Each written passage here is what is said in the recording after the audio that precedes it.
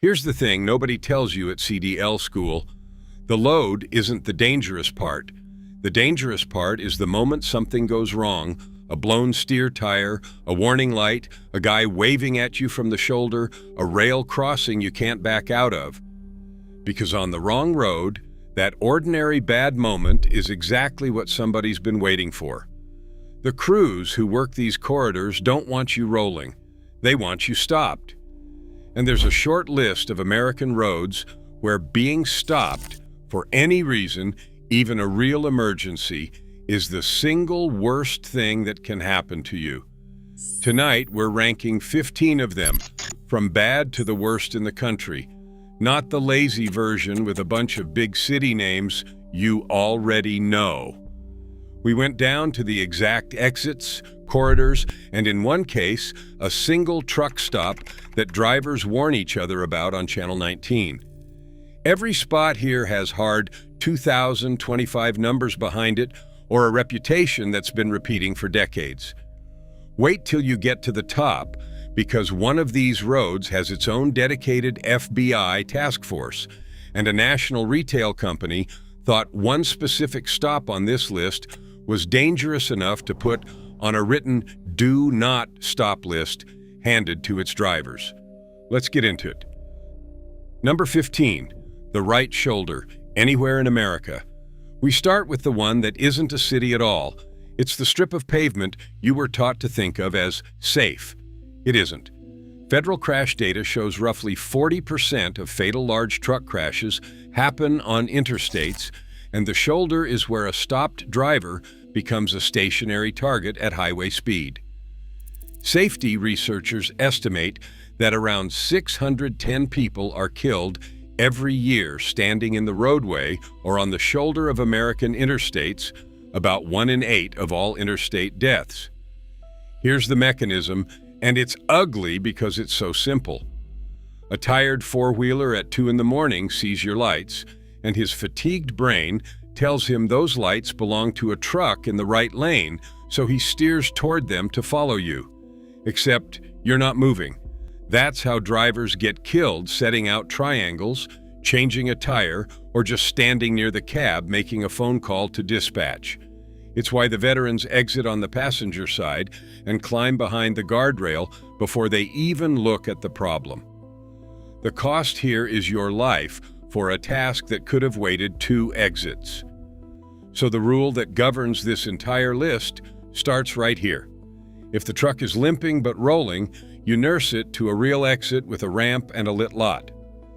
The shoulder is not a rest area. It's the most dangerous 10 feet on the interstate, and it doesn't care that your emergency is legitimate. Number 14, Interstate 880, Oakland, California. Now we put it on a map. The Nimitz Freeway is the main truck artery in and out of the Port of Oakland, which means heavy commercial traffic packed bumper to bumper through one of the most shooting-prone freeways in the Bay Area. Local news has a running file of Interstate 880 freeway shootings that shut lanes for hours, and the corridor gets tangled up in illegal sideshows that box traffic in on the roadway itself. The scale of the underlying crime problem is the part that should get your attention. When the California Highway Patrol surged extra officers into the East Bay, they recovered more than 2,000 stolen vehicles in roughly 8 months. That's the ecosystem your loaded trailer is parked in when the freeway locks up and you're sitting still on the Nimitz. For a driver, the danger window is any forced stop, such as congestion, a breakdown, or a crash ahead, on a corridor where being stationary means being exposed to gunfire and chaos you had no part in starting. The cost isn't just a load, it can be a windshield you didn't ask for. If Interstate 880 is crawling and you've got a choice, take the surface route or wait it out somewhere with a fence. This is not a freeway where you want to be, the truck that's stopped when something kicks off. Number 13, Interstate 95 in the Port of Baltimore, Maryland. Baltimore earns this spot 2 ways. First, it has become a serious cargo theft market, and the crews there developed a taste for something unusual: metals. Local reporting citing CargoNet found thieves in the Baltimore area zeroing in on steel, nickel, cobalt, and tin, with the average stolen shipment value in the region climbing to around $312,000. Second, the Port of Baltimore is a known export chute for stolen goods. Customs officers describe a consistent trick. Stolen vehicles are concealed inside shipping containers under a manifest that reads "Household Goods." The Baltimore area CBP field office alone recovered 250 stolen vehicles worth $9.6 million in a single year. But the reason this road makes a never-stop list is what happens to drivers who slow down in the wrong spot. On one Interstate 95 ramp in southeast Baltimore, a driver who came to a stop behind a car straddling the shoulder line had a man walk up to the window, grab his arm, and take his jewelry before the car reversed and fled up the ramp. That's the whole play. A fake obstruction that turns your reasonable decision to stop into a robbery. The cost here is a load of high-value metal gone or a driver robbed at a dead stop on an off-ramp. If a car is stopped somewhere it shouldn't be and it's forcing you to halt in a bad area, that's not always bad luck. Sometimes it's the setup. Leave room, keep rolling if you safely can, and get to a real facility before you deal with anything. Number 12. Interstate 75 and the Ambassador Bridge, Detroit, Michigan. Detroit is a port city with a bridge to Canada, and that combination turned it into an export machine for stolen vehicles. Michigan has seen a roughly 48% spike in car thefts, with organized crews recruiting juveniles to grab vehicles cheap, strip the tracking, and cut them down to fit inside containers labeled auto parts. Federal prosecutors recently charged a ring that was shipping stolen Detroit vehicles overseas to markets like Iraq and Dubai. For a trucker, the danger on the Interstate 75 and Interstate 94 corridors feeding the Ambassador Bridge is that this is professional territory. The same organizations moving stolen cars in containers are perfectly happy to relieve you of a trailer, and a truck sitting near the border crossing with time to kill is a truck being evaluated. Add Detroit's own reputation for freeway violence, and a forced stop here carries weight that a stop in a quieter metro simply doesn't. The cost is a load that vanishes into the same container pipeline as everybody else's stolen property, headed for a port and gone before your safety department finishes its coffee. If you're staging for a border appointment, do it inside a secured yard, not on a frontage road near the bridge where you're one more asset in a very organized market. Number 11. Interstate 70, exit 246A, St. Louis, Missouri. This one's a single address, and that's the point. There's a Love's on North Broadway in St. Louis, just off Interstate 70, that has circulated for years on driver do not stop lists, and not just driver forums. The version drivers pass around traces back to the asset protection team at L Brands, the corporate parent behind Bath and Body Works and Victoria's Secret. A national retailer's security department looked at this specific truck stop in this specific high-crime pocket of North St. Louis and decided it belonged on a written list of places their freight should not stop. That's the tell. When a company that ships millions of dollars of product a week flags one exit by name, it's not being dramatic. It's protecting its loads and its drivers from a spot with a documented problem. The mechanism is the neighborhood. It's a lit, convenient, perfectly normal-looking fuel stop right where a driver coming through St. Louis on Interstate 70 would naturally pull in, and it sits in an area where break-ins and worse are common enough to earn corporate attention. The cost is the usual St. Louis story: a cut lock, a lightened trailer, or a driver who didn't sleep because part of his brain stayed up listening. If you were running Interstate 70 through St. Louis, fuel and roll, and take your break on the far side of the metro where the map is quieter. Coffee is everywhere.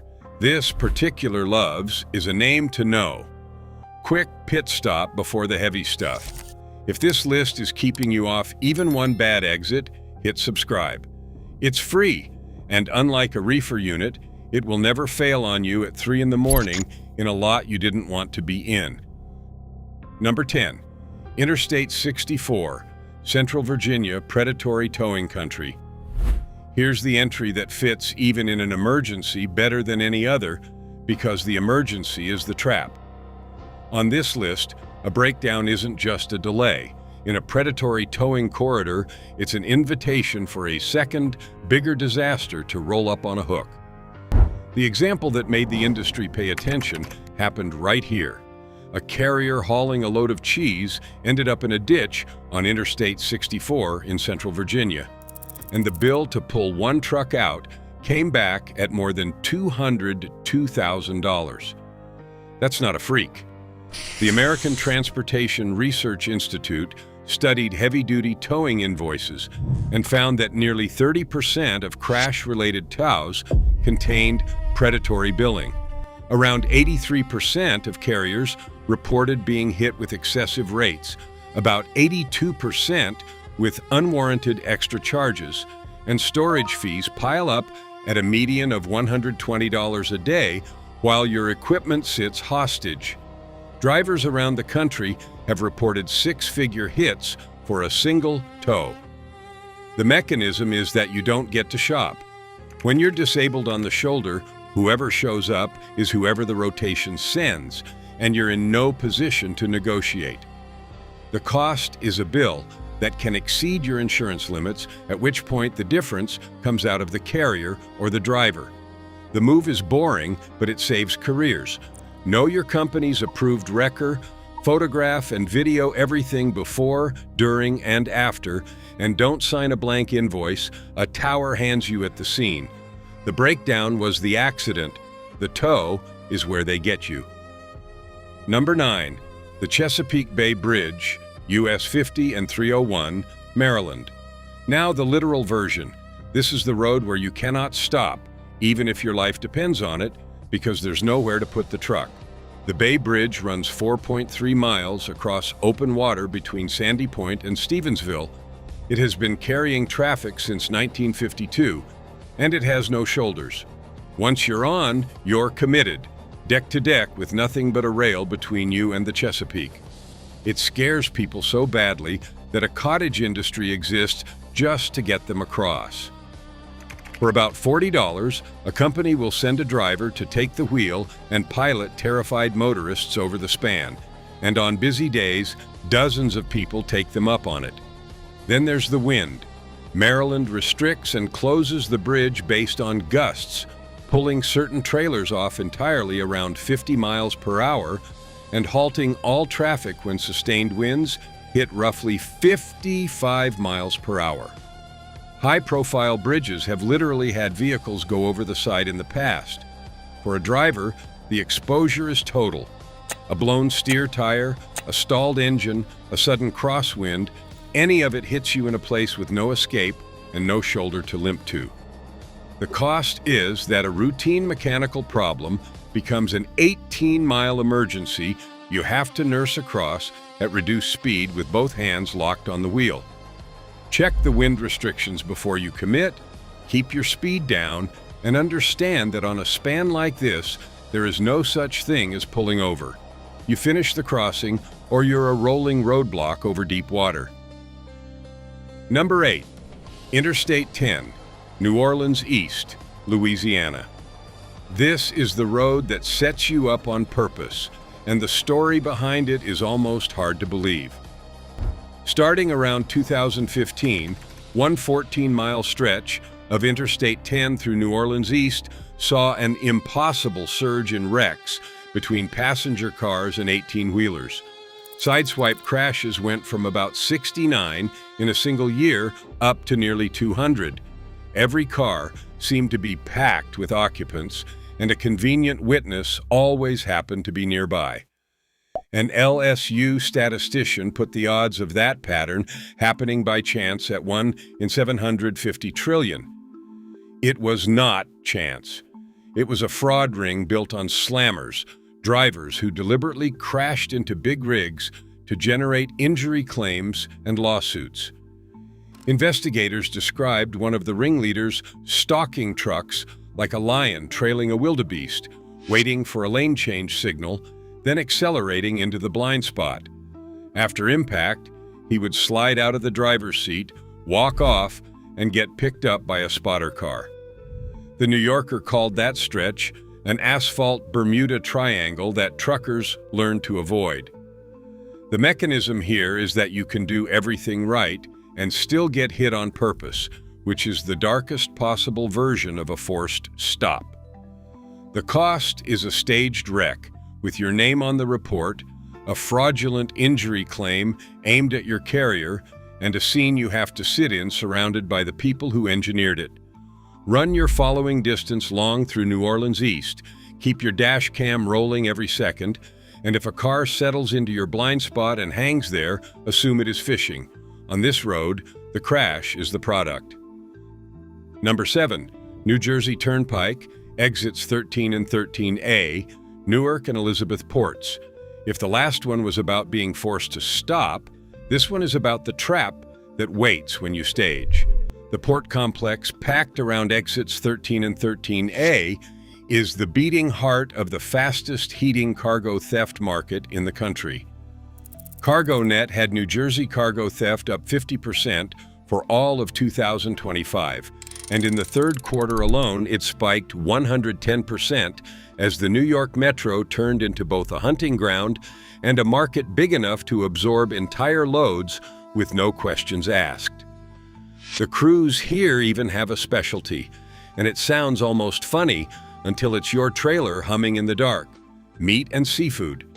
Reefer loads of protein are among the most targeted freight in the Northeast because a trailer of beef has no serial numbers and an entire metro ready to buy it. Food and beverage was the single biggest growing theft category nationwide in 2025, up 47%. For a driver, the port itself is controlled chaos, but the trap is the wait. You tuck into some lot off Doremus Avenue for a birth appointment, and your reefer sits there like a ringing dinner bell for hours. The cost is a full trailer gone, or a few back pallets quietly vanished, sorted out afterward in a state whose tow trucks are nearly as famous as its thieves. Don't stage on the street near the port. Burn the extra time to a real secured yard and let somebody else's reefer be the interesting one tonight. If you've nodded at even one of these so far, tap that like button. The algorithm likes the way a shipper treats detention pay, pretends not to notice, then eventually quietly pays out. Number 6, Fulton Industrial Boulevard and Interstate 285, Atlanta, Georgia. Atlanta gives you both flavors of danger on one stretch of West Side. Fulton Industrial Boulevard, just off Interstate 20, is a name that makes Southeast drivers wince. Miles of warehouses and drop yards whose gates don't open until morning. Cargo security firms name this road specifically and tell drivers not to stage there at all, because theft crews actively work it and know exactly which product moves through which building. You roll in at 9 at night for an 8 a.m.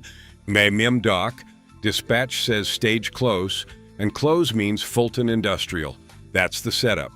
Then there's the loop it feeds. Interstate 285, the 64-mile perimeter that Atlanta locals call the Circle of Death, has been ranked the deadliest interstate in the country by fatal crashes per mile, roughly 3.5 fatal crashes for every 10 miles, well above the national average for urban interstates, with around 2 million vehicles a day and a brutal mix of commuters and commercial traffic. So the cost stacks. If you stage on Fulton, you risk the classic morning discovery of a cut seal and an empty floor. And if you break down on the perimeter itself, you're stopped on a road that kills people at record rates, in traffic that doesn't slow for anyone. Deliver, don't sleep on the boulevard, and treat any forced stop on Interstate 285 as a genuine emergency to get out of, not a place to sort out a problem. Everybody in Atlanta freight already knows both halves of this. Now you do too. Number 5.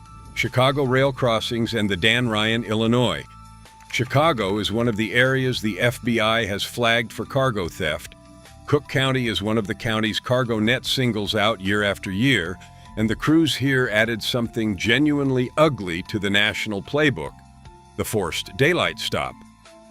In early 2025, a truck hauling electronics out of Chicago had barely left its origin when several cars boxed it in at a railroad crossing. While the driver sat trapped with nowhere to go, men got out, cut a high-security seal, and started unloading the trailer in broad daylight in front of witnesses. The driver photographed it as it happened. Security analysts who documented it warned that this open daytime box-them-in style is what you normally see in countries with far worse cargo crime, and it has arrived here. The same guidance told Chicago area drivers to assume they might be surveilled at pickup and followed out of the gate, because local crews know precisely what moves through which facility.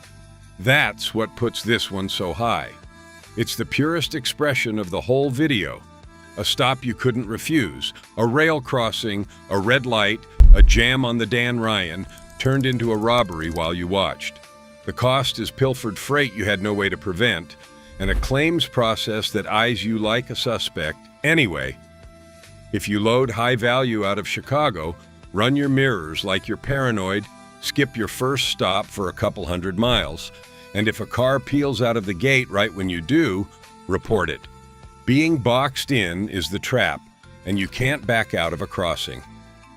Number 2, the Inland Empire, I-10 and I-15, Ontario and Fontana, California.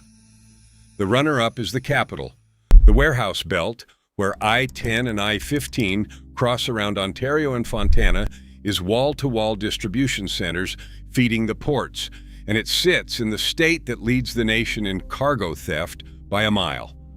California logged 1,218 cargo theft incidents in 2025, and California and Texas together accounted for 58% of everything stolen off American supply chains.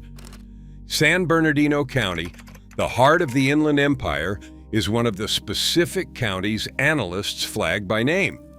And the money went vertical. The average stolen load hit nearly $274,000 in 2025, up 36% in a single year, while total national losses reached about $725 million, up 60%. Same number of crimes, far bigger scores, because the crews got selective. They now identify enterprise computer hardware and high-value electronics moving as plain dry freight out of these very warehouses and take exactly those trailers.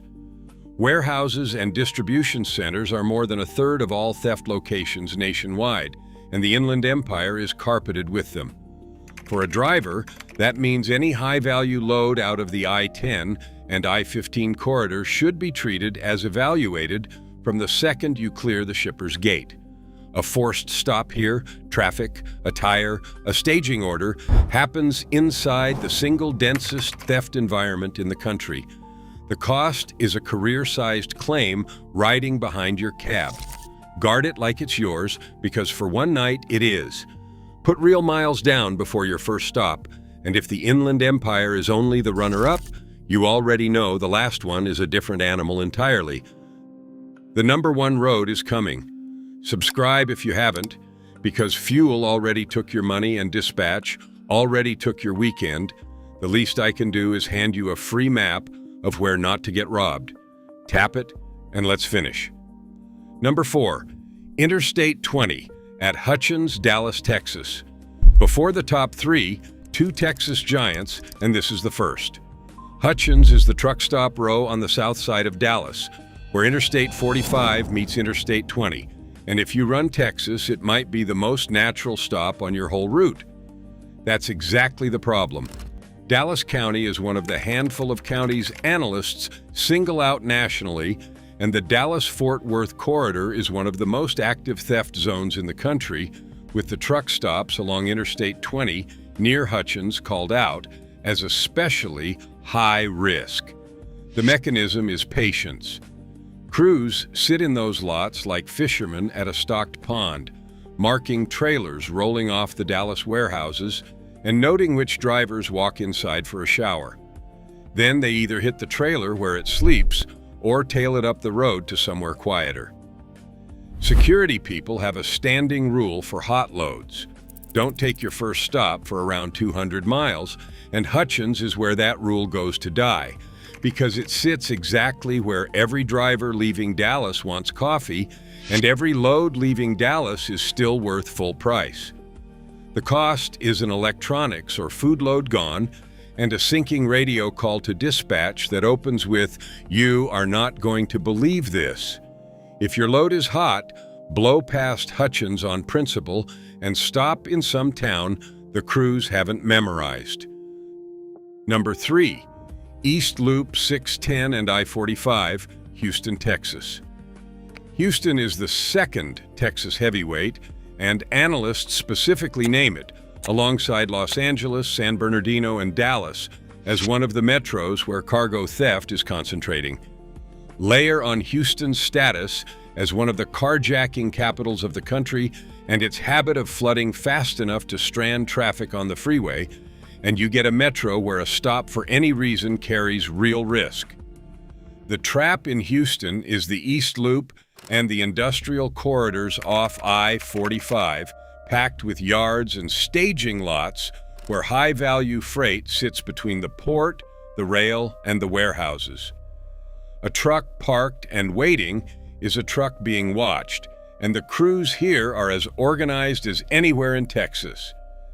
Then there's the weather wildcard. When Houston floods, drivers get boxed onto elevated freeway with nowhere to go, and a stationary truck in rising water is a genuine emergency, not an inconvenience. The cost runs from a lightened trailer to a driver caught out in a carjacking to equipment swamped in a flash flood. The move is the same discipline as everywhere else, just with a Houston twist. Stage inside secured yards, never on a dark frontage road, and when the sky opens up, get off the loop before the underpasses fill. In Houston, the danger comes from 3 directions at once: crime, congestion, and water, and a stopped truck is vulnerable to all 3. Number 1, Lamar Avenue, Interstate 240, and Winchester Road, Memphis, Tennessee. Half of you said Memphis out loud a while ago. Nothing else in America has a rap sheet like this corridor. Memphis is one of the areas the FBI singled out, and it is serious enough that the city has its own dedicated federal cargo theft task force working alongside the marshals and local police. This is the freight belt running southeast out of the city: Lamar Avenue, the Interstate 240 loop, and Winchester Road, past rail yards and distribution parks that move a huge share of the nation's goods. What lands it at number 1 for a never-stop list is that Memphis crews went violent and went daylight. On a June morning in 2025, a surveillance camera caught 2 cars pulling up to a tractor-trailer waiting to drop its load near a Nike distribution center. 2 men walked up with a cutting grinder and started unloading boxes, while a third kept watch. When the driver realized what was happening and confronted them, they punched him square in the face and went right back to looting the trailer. In a separate incident, drivers were hit in broad daylight on Winchester Road by armed men in ski masks. This is the road where the daylight boxing in from Chicago, the staging traps from Atlanta, and the reputation of every bad exit in the country all come together on one stretch of asphalt. The industry has priced it in. The head of the American Trucking Association's pegs cargo theft as a $35 billion a year problem. And carriers hauling into Memphis have said plainly that their drivers unload and then drive 30 minutes out of town before they will even take a motel. Remember that national retailers do not stop list from earlier? Memphis is the city where that kind of corporate warning got written in the first place. Companies deciding that specific addresses in this freight belt were simply too dangerous to touch. So what does Lamar and its neighbors actually cost a driver? Everything this whole countdown covered, stacked onto one corridor, with the added feature that here they will put hands on you in the middle of a workday while you are doing your job exactly right. This is the definition of never stop, even in an emergency. A place where being the stationary truck can mean getting assaulted, not just relieved of your freight. If your route says Memphis, deliver. Then put miles behind you before you shut down, because there are good, quiet stops within an hour in every direction. Every list has a worst. This corridor earned it, and it earned its FBI task force the hard way. The map you carry now. So that's the 15. From the shoulder of any interstate at 2 in the morning all the way down to one freight belt in Memphis with its own federal task force. Notice the pattern the whole list kept whispering. The danger almost never comes when you're rolling. It comes the second you stop. A breakdown that draws a predatory tow, a rail crossing you cannot back out of, a staged crash, a car straddling a shoulder line, a lot of corporate security team already flagged. The crews don't want your truck moving. They want it still, which is why the one skill that protects you on every road here is knowing where you're allowed to become vulnerable and refusing to become vulnerable anywhere else. Nurse it to a real exit. Stage inside a fence. Keep your first stop 200 miles out. Roll the mirrors like you're being followed, because sometimes you are. Now it's your turn. Drop your own do not stop, even in an emergency road, in the comments. The exit or corridor you'd warn a rookie about, because somebody running behind you tonight hasn't learned it yet. And if this list earned a spot in the map you carry in your head, subscribe. It's about the only thing left in trucking that's still free. Until next time, keep the rubber side down and the shiny side up. And if you have to stop, stop somewhere you chose.